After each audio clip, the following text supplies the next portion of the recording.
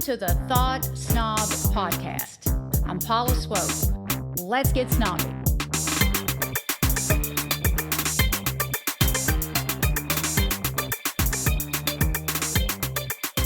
Today's episode is about something I've been noticing more and more, like in real life and the people I interact with online. And now that I've seen it, I kind of can't unsee it. And it's emotional outsourcing. I mean, it's unconscious behavior. People don't realize what they're doing when they hand over their mental, emotional, and physical well-being to others. It's like, why would we do that? Why would you do that? Why did I ever do that? Why would you ever be afraid to be alone and find the answers and the validation within yourself? It's like you're the only person you can control, and no one is better at being you than you. So I'm going to dissect this a bit and talk about why, I think so many people seek external validation. So people come to me all the time seeking answers, and I am grateful they trust me with such important work, and I always tell them that. But I don't tell them what to do. I might make a suggestion, but my goal is to unlock their inner wisdom. That's where the answers are. I mean, the answers are within, not with your best friend, your aunt, your mama, or whoever else you go to for answers. I can always tell when someone is on the higher end of emotional intelligence. A person who constantly asks for advice but never takes it demonstrates little to no emotional intelligence. And guess what? They never find the answers they seek because they're too fearful to look within. They can't make a decision without asking someone else for advice.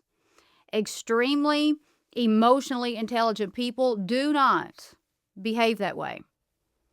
My clients, the people that I work with, they're emotionally intelligent people because they have the awareness to know that they need help unlocking their inner wisdom. They don't want to be confused. They don't want to have to consult with everybody else. Some people are too afraid not to be confused. It's like, what would their excuse be then? If you aren't confused and you know exactly what to do, well, you got to do it. People need excuses not to move forward. And I used to do the same thing. Evolving is scary. Evolving means learning lessons, admitting, owning, and really taking the road less traveled and trading in the excuses for self-mastery. Hey, that's a lot of work. People seek safety and belonging outside of themselves, and that doesn't even make sense. I can't control anyone except me. Why would I seek safety in anything that I can't control? Think about that. But, there's a line, and I think a lot of people have crossed it without even realizing it.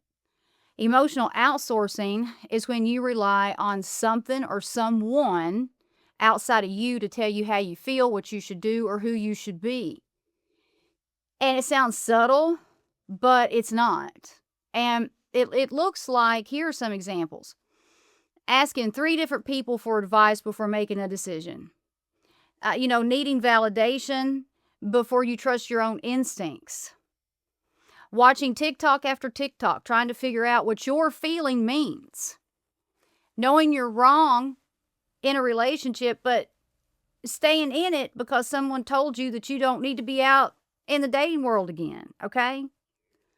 Staying in a job you hate because people tell you you're lucky to have that job. You're going to have so much trouble finding another one. No. You can't stay in a job you hate. You can't stay in a relationship where you're wrong or it's wrong for you, okay? All this behavior sacrifices emotional health, and if your emotional health is sacrificed long enough, then physical illness will follow. It happened to me. There's science is there to back all this up. So it's just important to become aware of what emotional outsourcing looks like, because at what point does seeking guidance become dependency? Because here's what I'm seeing. It's 2026. People seem to be more informed than ever. I hear language that wasn't spoken when I was younger. I heard an 8-year-old boy just the other day say that he was overstimulated. And I was like, what? Wow. Unheard of when I was 8. No one ever said that. People know their moon signs. They know their astrological placements. They know their trauma patterns. They know if they have OCD or ADHD or PTSD. Most of the people from my generation weren't aware of these things when they were younger. So with all this information being known and easily accessible, why don't people trust themselves? They do something and immediately regret it, or they don't do something and regret it. And that's the problem.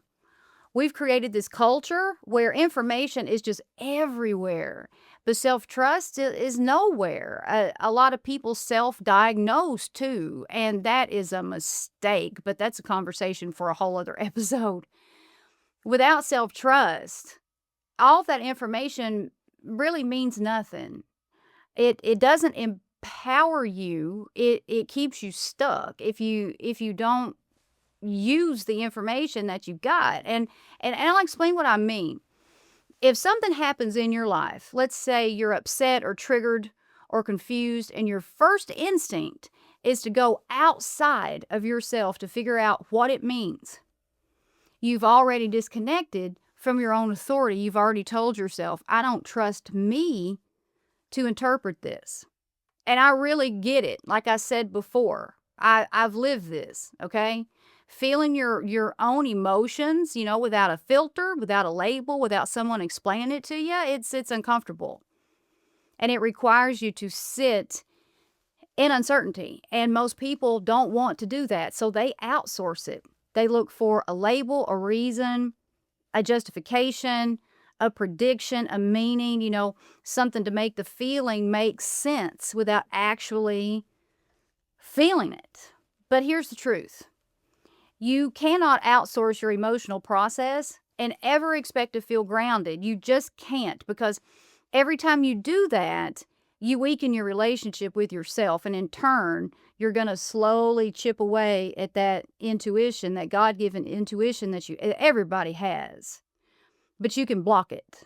And these are the things that block it. And over time, what happens is, you stop asking, well, what do I think?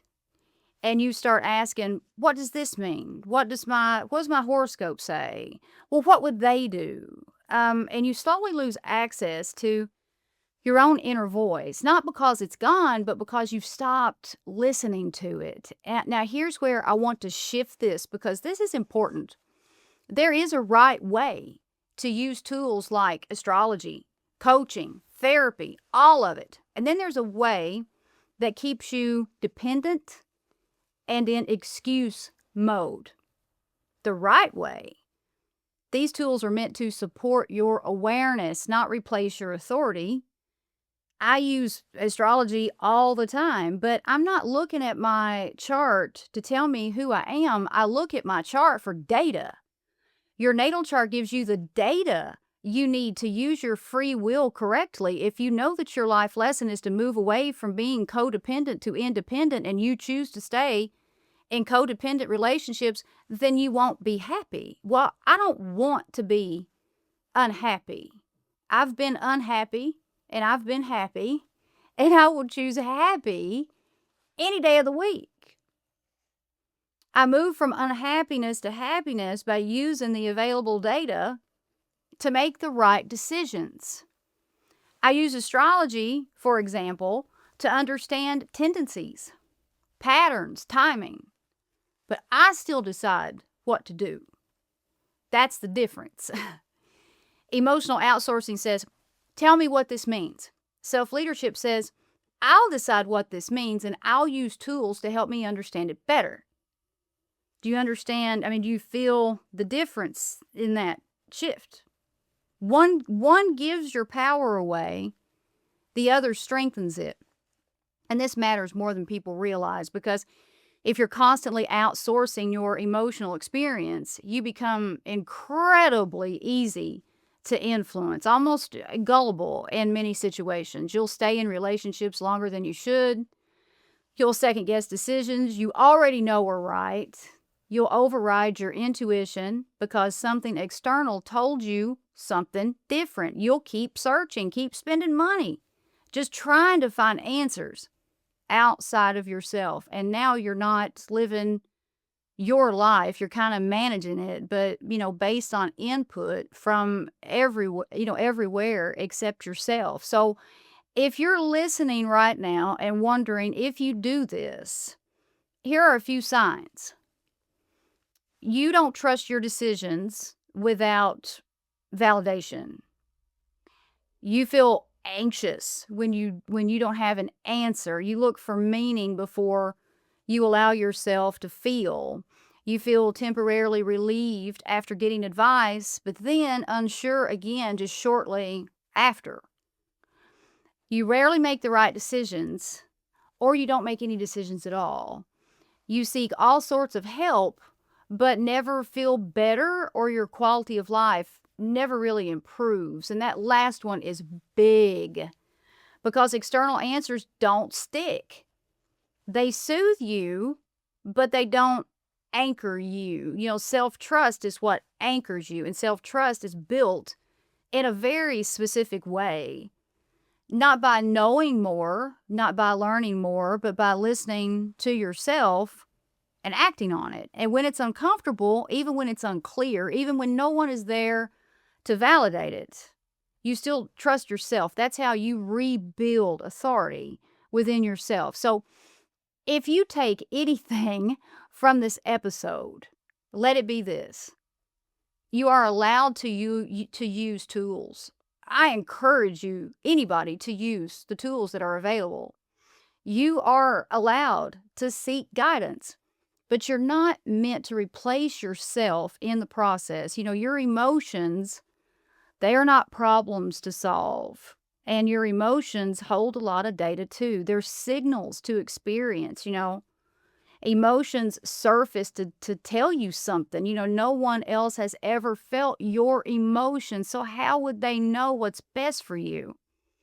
When emotions surface, be the observer. Don't judge those emotions. Just witness them and be open to what they have to say. And the more you trust yourself to experience them, the less you'll feel the need to outsource them. And it's not everyone's business either. Be careful about who you share personal information with. And the real power is not in knowing everything. It's not even possible, but in trusting yourself. That's the work. You can ask someone for advice all day long, but deep down, you know the right thing to do. And here's the golden rule. When the answer isn't a clear yes or no, do nothing. Just wait, okay? If this resonated with you, I want you to sit with this question today. Where in my life am I giving my authority away without realizing it? And just notice what comes up. No judgment, no judgment at all, just awareness. So that's all I have for you today. I appreciate you tuning in. And don't forget to like and subscribe if you haven't already.